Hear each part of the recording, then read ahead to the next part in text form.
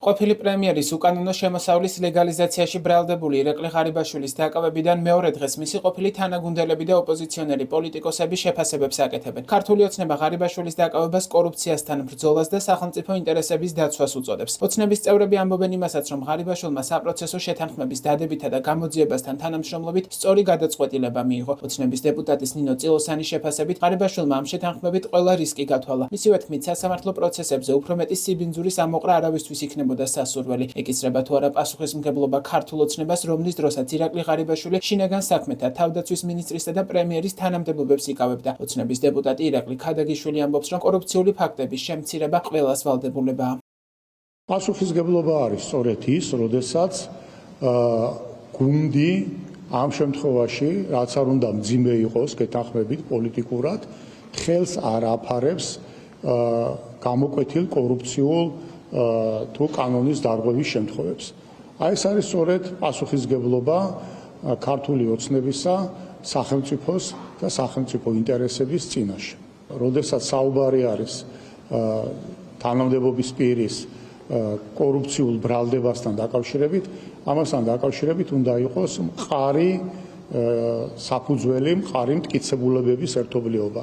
როცა ამ მყარი მტკიცებულებების ერთობლიობა დადგა, იქნა მიღებული შემდგომ უკვე სამართალდამცავი და სასამართლო ხელისუფლების მიერ შესაბამისი გადაწყვეტილებები. ბუნებრივია, რომ ოჯახის წევრები განსაკუთრებულად განიცდიან ამ ყველაფერს და ისინი ნაწყანები იქნებიან რაღაც კუთხით. თუმცა მე ვფიქრობ, რომ ირაკლი ღარიბაშვილმა მიიღო სწორი გადაწყვეტილება, როდესაც ითანამშრომლა გამოძიებასთან, ის იყო პრემიერ-მინისტრი და რა თქმა უნდა, ძალიან მტკივნეულია და საკმაოდ დამაზიანებელი ყველასთვის, რომ ამ პოზიციაზე მყოფი ადამიანი, რომელიც საკმაოდ დიდი რეიტინგით სარგებლობდა, აღმოჩნდა აი ამ ბრალის წინაშე. რა თქმა უნდა, ეს ყველა რისკები მან გათვალა და უფრო მეტი სიბინძურის ამოყრა ალბათ არავისთვის არ იქნებოდა სასურველი, მათ შორის სასამართლო პროცესები ალბათ სწორედ ამას უზრუნველყოფს, ხო? ანუ უამრავი მოწმე იკითხება, უამრავი ფაქტი საჯაროვდება და ალბათ ამ ყველაფრის გათვალისწინებით მიიღო მან გადაწყვეტილება, რასაც ჩემი გადმოსახედიდან ნამდვილად ვეთანხმებ. რაც შეეხება ოპოზიციას, აქ პოლიტიკურ ლიდერებს თავიანთი შეხედულებები აქვთ, თუმცა თანხმდებიან, რომ ღარიბაშვილის დაკავება არა კორუფციასთან ბრძოლას, არამედ შიდა დაპირისპირებას უკავშირდება. ოპოზიციაში ფიქრობენ იმასაც, რომ ღარიბაშვილი ბიძინა ივანიშვილის მიერ ხელისუფლების შენარჩუნებას შეეწირა. ჩვენ თვალყურს ვადევნებთ პოლიტიკურ კანიბალიზმს. ეს არის ყველაზე ნათელი მაგალითი იმისა, ივანიშვილი აქ აკეთებს ძალიან ნათელ დემონსტრაციას მთელი საქართველოსთვის, რომ ის ხელისუფლების შენარჩუნებისთვის ყველაფერზე წამსვლელია, კრონოსივით საკუთარი შვილების ჭამაზეა გადასული. ეს არის დემონსტრაციული ჟესტი მთელი საქართველოსთვის, არა მარტო ქართული ოცნების წარმომადგენლებისთვის, არამედ ყველასთვის. გზავნილი არის, რომ მის ყველაზე გამორჩეულ, მის გამოზრდილ კადრს, რომელსაც შვილივით ზრდიდა, ამას ბევრჯერ ამბობს, მასაც მოაჭამს თავს, თუ ეს დაჭირდა ხელისუფლების შესანარჩუნებლად. შესაბამისად, არავინ არ არის ზღვეული იმისგან, რომ შეეწიროს ივანიშვილის ხელისუფლებაში ყოფნას. არაფერი კავშირი არ აქვს ამას კორუფციასთან, ეს არის ჩვეულებრივი ძალაუფლებისთვის მსხვერპლ შეწირვა. კორუფცია არაფერ შუაში არ არის, სამართლიანობა არაფერ შუაში არ არის, არის შიდა კლანური გარჩევების შედეგად აი ეს მსხვერპლი იდენტიფიცირებული და შემდეგ მსხვერპლ შეწირვა გაკეთებული მთელი საქართველოს დასანახად. ბიძინა ივანიშვილის არჩევანი იყო ირაკლი ღარიბაშვილი 13 წლის განმავლობაში. ორჯერ პრემიერ-მინისტრი, თავდაცვის მინისტრი, შინაგან საქმეთა მინისტრი, პარტიის თავმჯდომარე, ეს იყო ბიძინა ივანიშვილის გადაწყვეტილებები.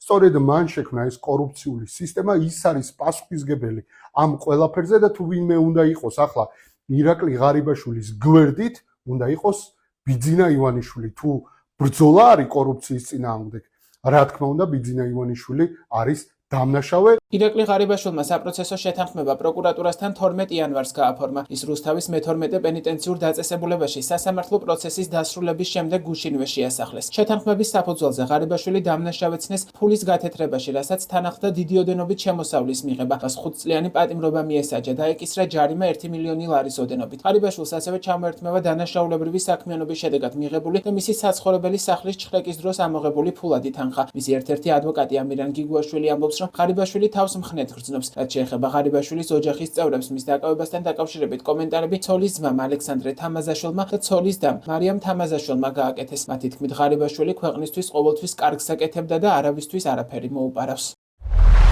სასაცილოა იმ ადამიანების სიხარული აჟიოტაჟი, რომლებსაც გონიათ, რომ დაუფასდებათ და რაიმე სარგებელს მიიღებენ. ბრალშიც წერია და განაჩენშიც, რომ ირაკლის არავისთვის მოუპარავს. არ უსარგებლია სახელმწიფო გავლენით და მით უმეტეს არც კორუფციაშია ბრალდებული. ზუსტად ვიცი, რომ ყველაფერზე არსებობს პასუხები და საზოგადოებისთვის გასაგები და მისაღები მიზეზები. ფაქტია, რომ ირაკლიმ გადაწყვიტა არ შესულიყო სამართლებრივ დავაში, რომელშიც შესაძლებელია გამართლებულიყო ან არ გამართლებულიყო. ამაზე ვერ ვიმარჩიელებთ. დაზუსტებით კი იმის თქმა შემიძლია, თუ რა სახეს მიიღებდა აღნიშნული პროცესი და როგორ დაზიანდებოდა ის საქმე, რომელსაც გულწრფელი სიყვარულით ემსახურა და ქვეყანა, რომლისთვისაც სიცოცხლესაც გაწირავს.